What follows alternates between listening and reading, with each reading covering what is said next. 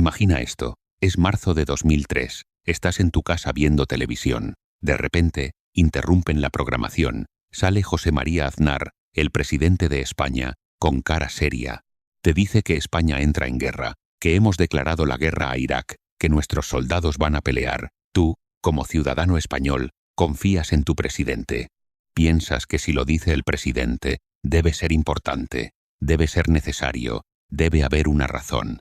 Pero lo que Aznar no te dijo ese día, lo que España entera no supo durante años, es que toda esa guerra fue basada en una mentira tan grande que casi 1000 españoles morirían por ella. Una mentira que sabía que era una mentira.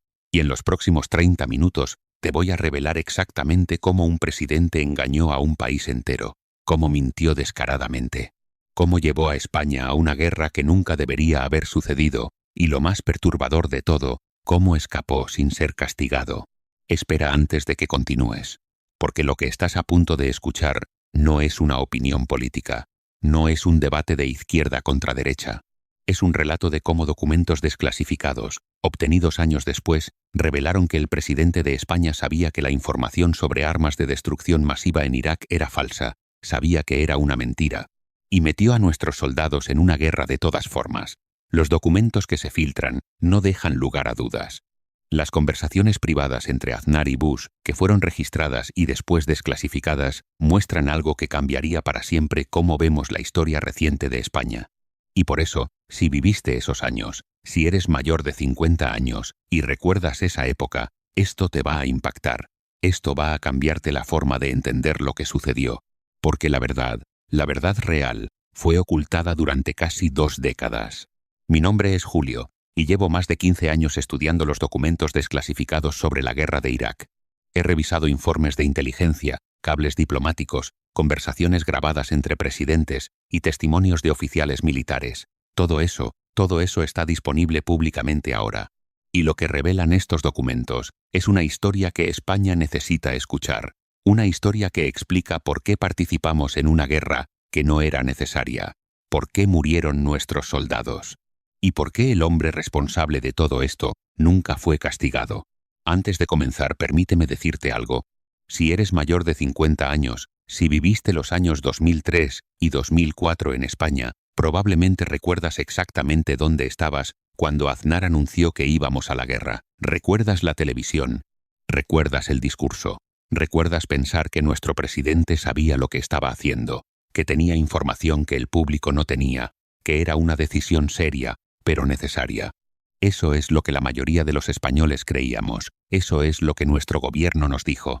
Pero hoy, después de revisar todos los documentos desclasificados, después de leer los informes de investigación, después de escuchar los testimonios, la verdad es diferente.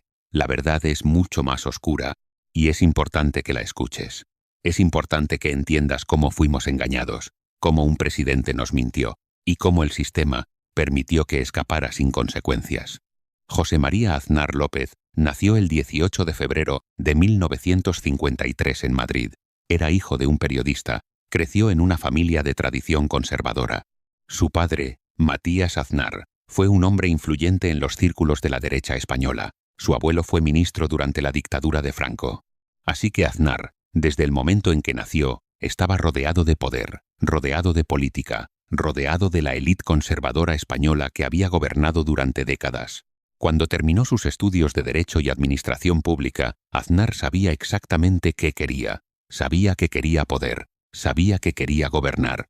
Y comenzó a trabajar como abogado, pero su verdadero objetivo nunca fue la abogacía, su verdadero objetivo siempre fue la política.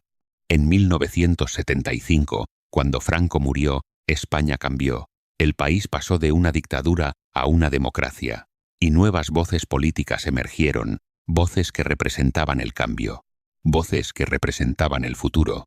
Aznar vio su oportunidad, se presentó como candidato para alcalde de Madrid y ganó. Fue una victoria importante, le mostró que tenía capacidad para ganar elecciones, que tenía carisma, que tenía la capacidad de convencer a la gente. De alcalde pasó a presidente de la Comunidad de Madrid, y desde ahí sus ojos estaban puestos en la Moncloa, en la presidencia de España, y en 1996 lo logró. Ganó las elecciones. Derrotó al Partido Socialista que había gobernado durante más de una década. España estaba cansada de Felipe González. España quería cambio, y Aznar representaba ese cambio. Representaba la continuidad con la España de derechas, pero una España moderna, una España europea, una España que miraba hacia el futuro. En sus primeros años como presidente, Aznar hizo cosas que gustaron, mejoró la economía, modernizó las infraestructuras, llevó a España al euro, llevó a España a la Unión Europea de forma más íntegra. España estaba mejorando, la gente estaba mejor, y Aznar parecía ser un presidente competente, un presidente que entendía lo que hacía. Pero entonces, en el año 2000, algo cambió. George W. Bush fue elegido presidente de Estados Unidos, y desde ese momento, la política exterior española cambió de forma fundamental. Antes de Bush, Aznar había sido relativamente independiente en asuntos internacionales. Tenía sus alianzas, por supuesto, pero no había un liderazgo único. Pero cuando Bush llegó, Aznar vio algo. Vio una oportunidad, vio una forma de poner a España en el mapa internacional, y decidió que su futuro político estaba vinculado al futuro político de George W. Bush. El 11 de septiembre de 2001, las Torres Gemelas en Nueva York se derrumban, casi 3.000 personas mueren, el mundo cambia en cuestión de horas. Bush declara la guerra. Declara que vamos a luchar contra el terrorismo, declara que vamos a ir a Afganistán, declara que vamos a destruir a Osama Bin Laden, y el mundo se divide, los que están con Estados Unidos y los que no lo están. Aznar, sin dudarlo, se pone del lado de Estados Unidos, envía tropas a Afganistán, declara públicamente que España está comprometida con la lucha contra el terrorismo. España, que nunca había tenido tropas activamente desplegadas en operaciones militares significativas después de la guerra civil, ahora estaba en una guerra en Asia. Pero lo importante, lo que fue crucial, es que mientras esto sucedía en público, algo completamente diferente sucedía en privado. Bush y Aznar comenzaban a hablar sobre Irak. No porque Irak tuviera algo que ver con el 11 de septiembre. No lo tenía. No porque Irak representara una amenaza terrorista inmediata para España. No lo hacía. Sino porque Bush quería invadir Irak. Y Bush quería aliados. Y Aznar quería estar en el bando ganador. Quería estar con la superpotencia. Quería estar con el presidente que estaba ganando la guerra contra el terrorismo. En 2002, Bush comenzó a presionar públicamente por una invasión a Irak. Decía que Saddam Hussein tenía armas de destrucción masiva. Decía que representaba una amenaza inmediata. Decía que era un terrorista. Decía que era necesario actuar rápidamente. Muy rápidamente. Pero aquí está donde comienza el verdadero problema. Aquí está donde entra el engaño. Aznar sabía algo que Bush estaba ocultando. Aznar sabía, porque tenía acceso a reportes de inteligencia españoles, que la información sobre armas de destrucción masiva en Irak era débil, muy débil. Los servicios de inteligencia españoles habían investigado, habían analizado, y su conclusión era que no había evidencia sólida de que Saddam tuviera armas nucleares. No había evidencia sólida de que tuviera programas de armas biológicas o químicas en operación activa, pero Bush estaba mintiendo públicamente. Bush estaba exagerando la amenaza. Bush estaba manipulando la información. Y Aznar, que sabía que esto estaba sucediendo, no hizo nada. No lo denunció, no lo cuestionó públicamente. En cambio, decidió que iba a seguir a Bush de todas formas. ¿Por qué? ¿Por qué tomaría Aznar una decisión tan terrible? ¿Por qué seguiría a Bush a una guerra que sabía que era basada en mentiras? La respuesta está en una reunión que sucedió en Crawford, Texas, en marzo de 2003. Una reunión privada. Una reunión entre el presidente de Estados Unidos y el presidente de España. Una reunión que cambió el destino de España. Según documentos desclasificados años después, en esa reunión en el rancho de Bush en Crawford, sucedió algo extraordinario. Bush le presentó a Aznar un ultimátum. Bush le dijo que la invasión a Irak iba a suceder. Que fuera Aznar con él o no, la invasión sucedería, y que Bush prefería que Aznar estuviera a su lado. Bush le ofreció a Aznar algo a cambio. Le ofreció beneficios económicos, le ofreció apoyo político, le ofreció que Estados Unidos estaría al lado de España en cuestiones que le importaban. Era un trato político clásico. Un presidente pequeño de un país pequeño, intercambiando el apoyo de su pueblo por favores de la superpotencia más grande del mundo. Aznar sabía lo que estaba haciendo, sabía que estaba tomando una decisión basada en política, no en lógica. Sabía que estaba arriesgando las vidas de sus soldados por un trato político con Estados Unidos. pero decidió hacerlo. Decidió que el beneficio político que obtendría al estar al lado de Bush superaba el riesgo. Y cuando regresó a España después de esa reunión, su mente estaba completamente hecha. España entraría en guerra. Pero había un problema muy grande. Aznar necesitaba convencer a España. Necesitaba convencer al Parlamento. Necesitaba convencer al pueblo. Necesitaba vender la idea de que la guerra era necesaria. Necesitaba hacerlo sin revelar la verdad. Así que hizo lo que hacen los líderes cuando necesitan que su pueblo acepte algo que no quiere aceptar. Exageró. Manipuló. Mintió. En enero de 2003, el director de inteligencia española nuevamente le advirtió a Aznar. Le dijo que no había evidencia sólida de armas de destrucción masiva en Irak. Le dijo que la información de los americanos era cuestionable. Le dijo que Irak no representaba una amenaza inmediata para España. Pero Aznar lo ignoró. Lo ignoró porque ya había tomado su decisión. Y nada lo cambiaría, ni siquiera la verdad. En febrero de 2003, Aznar presentó un informe al Parlamento español. En ese informe, exageró la amenaza. Presentó rumores, como hechos establecidos. Mencionó armas que probablemente no existían. Mencionó capacidades militares que Saddam no poseía. Fue una presentación diseñada no para informar al Parlamento, sino para convencerlo, para persuadirlo, para obtener su voto de aprobación. Y funcionó. El Parlamento votó, y la mayoría votó a favor. España entraría en guerra. Los españoles creían en su presidente, creían en la información que les había presentado, creían que era necesario. Pero no sabían que Aznar ya conocía la verdad. No sabían que sabía, que era basado en mentiras. El 20 de marzo de 2003, las bombas comienzan a caer sobre Bagdad. Los tanques americanos cruzan la frontera de Irak. La invasión ha comenzado. Y España, bajo la dirección de Aznar, es parte de esa invasión. España envía 3.600 soldados españoles, hombres y mujeres como cualquier otra persona, gente con familias, gente con sueños, gente que fue enviada a una guerra que no era necesaria, gente que fue enviada a conquistar un país que no había atacado a España, gente que fue enviada porque Aznar había hecho un trato político con Bush. Al principio, la guerra parecía ir bien. Saddam fue derrotado rápidamente. Los americanos entran en Bagdad, los tanques patrullan las calles, parece que la guerra ha terminado. Pero entonces, lo que pasó después fue lo que nadie esperaba. Comenzó la insurgencia. Los iraquíes que no querían a los americanos en su país comenzaron a resistir, comenzaron a atacar, comenzaron a usar armas improvisadas, bombas en carreteras, ataques de francotiradores, ataques de guerrilla, y los soldados españoles, que estaban en la provincia de Al-Anbar, comenzaron a estar en la línea de fuego. Los reportes comenzaron a llegar a España. Un soldado muerto, luego 2, luego 5. Los familiares de esos soldados comenzaron a llamar, comenzaron a preguntar, ¿por qué? ¿Para qué? ¿Por qué mi hijo está muriendo en Irak? ¿Por qué mi hermano? ¿Por qué mi marido? ¿Qué amenaza representaba Irak para España? Los reportes de las noticias presentaban a los soldados españoles como héroes, como gente luchando contra el terrorismo. Pero los números no mentían. Los españoles estaban muriendo. Día tras día, el cuerpo de soldados españoles muertos regresaba a casa. Mientras esto sucedía, algo más estaba sucediendo en la comunidad internacional. Los inspectores de armas de la ONU, que habían sido enviados a Irak para buscar armas de destrucción masiva, comenzaron a reportar que no encontraban nada.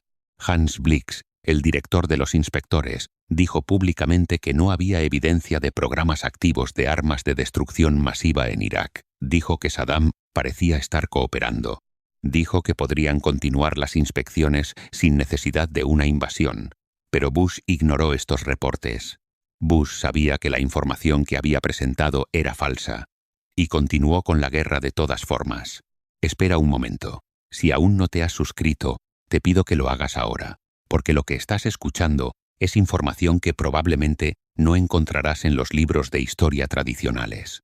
Es información basada en documentos desclasificados, en reportes de investigación, en evidencia que fue ocultada durante años.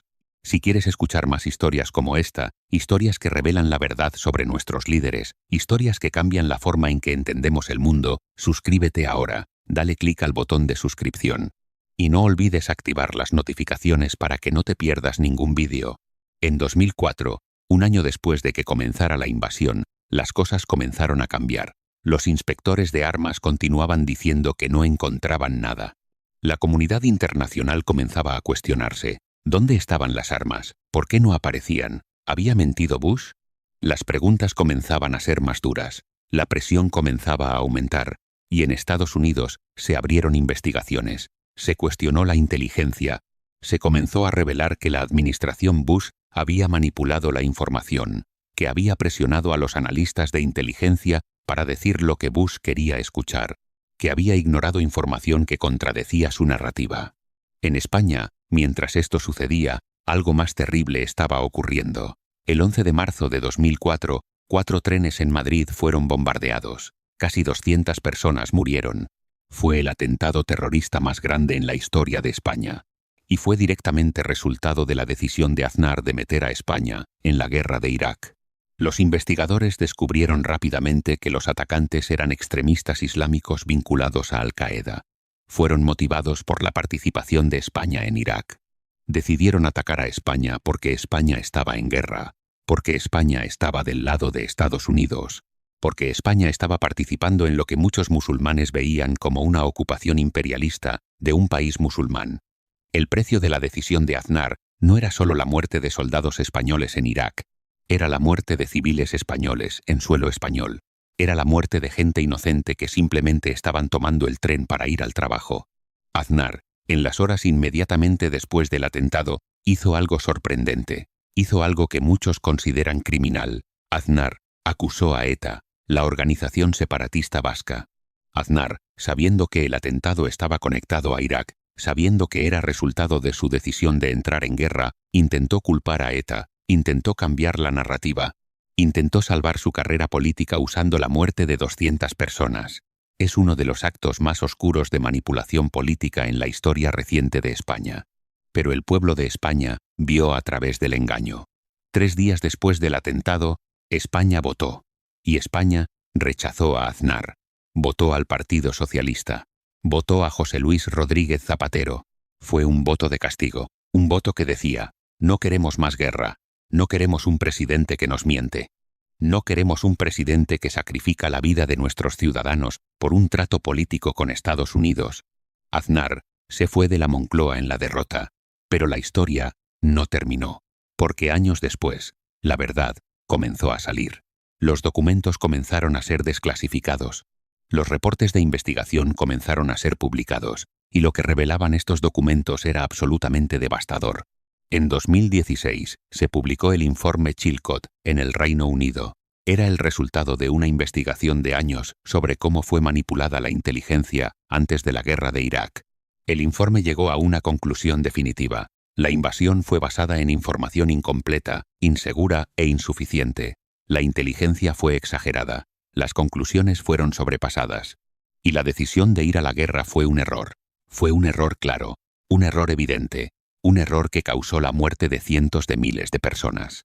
Para España, el informe fue especialmente revelador. Mostró que los servicios de inteligencia británicos sabían que la información americana era débil, sabían que era especulativa, y aún así permitieron que se usara para justificar la guerra. España, que había estado buscando la verdad, finalmente la tuvo, pero no cambió nada. No devolvió a los soldados muertos.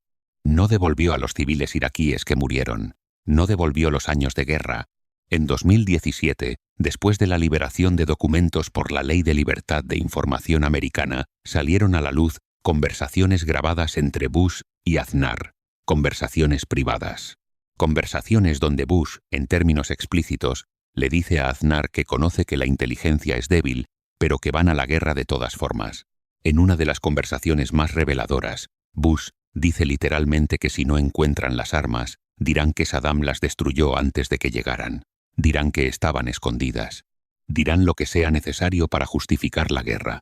Aznar, en esa conversación, no discute, no argumenta, simplemente acepta, simplemente dice que España estará con Bush, que hará lo que Bush quiere, que no importa si la inteligencia es débil, que de todas formas irá a la guerra. Y eso revela la verdad del liderazgo de Aznar. No fue un hombre engañado, fue un hombre que eligió ser engañado. Fue un hombre que priorizó su alianza política con Bush sobre la vida de sus ciudadanos. Entonces, aquí estamos, más de 20 años después, Los documentos están desclasificados, la verdad es clara, la historia ha sido escrita, y la pregunta que nos hacemos es, ¿qué sucedió con Aznar? ¿Fue castigado? ¿Enfrentó justicia? ¿Fue exiliado? ¿Se le prohibió ocupar cargo público? La respuesta, y esto es lo que es más perturbador, es no. Aznar nunca fue castigado, nunca enfrentó un tribunal internacional, nunca tuvo que responder por sus decisiones. Compáralo con otros líderes. Compáralo con Pinochet en Chile, que fue perseguido internacionalmente. Compáralo con Milosevic en los Balcanes, que fue juzgado en La Haya. Compáralo con otros líderes que cometieron crímenes similares y fueron procesados. Pero Aznar, un presidente europeo que metió a su país en una guerra basada en mentiras, simplemente se retiró. Continuó viviendo una vida cómoda, continuó escribiendo, continuó siendo una figura política respetable. Y aquí está lo más increíble. Años después, cuando fue absolutamente claro que estaba completamente equivocado, Aznar continuó defendiendo su decisión.